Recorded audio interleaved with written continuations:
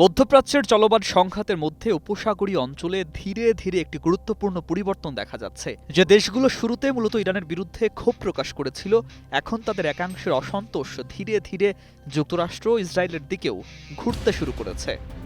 নগদ নিয়ে এলো হার না মানা হার অফার। সর্বনিম্ন 10,000 টাকা রেমিটেন্স নগদে পাঠালে থাকছে স্বর্ণের হার জেতার সুযোগ।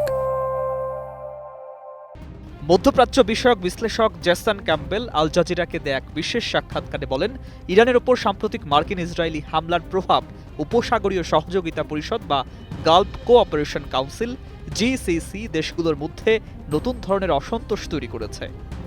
ক্যাম্পবেলের ভাষায় প্রথম দিকে তাদের ক্ষোভ মূলত ইরানের দিকেই ছিল, কিন্তু এখন ধীরে ধীরে সেই ক্ষোভের একটি বিরাট অংশ ইসরায়েল ও যুক্তরাষ্ট্রের দিকেও ছড়িয়ে পড়ছে। কারণ এই সংঘাত সরাসরি উপসাগরীয় দেশগুলোর অর্থনীতি ও নিরাপত্তার উপর চাপ সৃষ্টি করছে।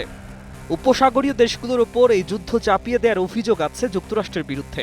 কথা ছিল যুক্তরাষ্ট্রের নিরাপত্তা ছায়াতলে এই আরব দেশগুলো নিরাপদে থাকবে, কিন্তু বাস্তবতা ভিন্ন।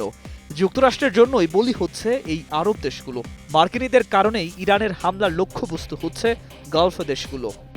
গত এক সপ্তাহ ধরে ইরান বারবার গুরুত্বপূর্ণ নৌপথ স্ট্রেইট অফ হরমুজ বা হরমুজ প্রণালী বন্ধ করার হুমকি দিয়েছে।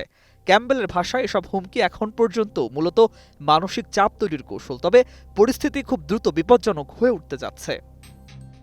তিনি সতর্ক করে বলেন, ইরানের হুমকি অনুযায়ী যদি বাস্তবে এই নৌপথ মাইন পাতা হয়, তাহলে তা সংঘাতকে বড় ধরনের উত্তেজনার দিকে নিয়ে যাবে। এরই মধ্যে বাস্তব সমস্যা দেখা দিতে শুরু করেছে। হরমুজ প্রণালীতে আটকে পড়েছে বহু তেলবাহী ট্যাঙ্কার ও পণ্যবাহী জাহাজ। ক্যাম্পবেলের মতে যুক্তরাষ্ট্রের পক্ষে এই জাহাজগুলো দ্রুত সরিয়ে নেয়া বা নিরাপদে চলাচল নিশ্চিত করার সক্ষমতা সীমিত, ফলে এসব জাহাজ দীর্ঘ সময় ধরে কার্যত অচল অবস্থায় থাকতে পারে। বিশ্বের মোট তেল বাণিজ্যের প্রায় 20% এই হরমুজ প্রণালী দিয়ে পরিবাহিত হয়, ফলে এই পথ দীর্ঘ সময় বাধাগ্রস্ত হলে তা সরাসরি প্রভাব ফেলতে পারে সৌদি আরব, আরব আমিরাত, কাতার, কুয়েত, বাহরাইনের অর্থনীতিতে, কারণ তারা জ্বালানি রপ্তানির জন্য এই নৌপথের ওপর ব্যাপকভাবে নির্ভরশীল। বিশ্লেষকদের মতে তেলবাহী জাহাজের বিলম্ব, বিমা ব্যয় বৃদ্ধি এবং আঞ্চলিক নিরাপত্তা ঝুঁকি বাড়ার ফলে উপসাগরীয় দেশগুলো এখন তাদের কূটনৈতিক অবস্থান নতুন করে বিবেচনা করতে শুরু করেছে। ক্যাম্পবেলের মূল্যায়ন অনুযায়ী সংকটের শুরুতে যারা দৃঢ়ভাবে ইরানের বিরোধিতা করেছিল, তারাই এখন এই সংঘাতের বিস্তৃত প্রভাবের খরচ অনুভব করতে শুরু করেছেন।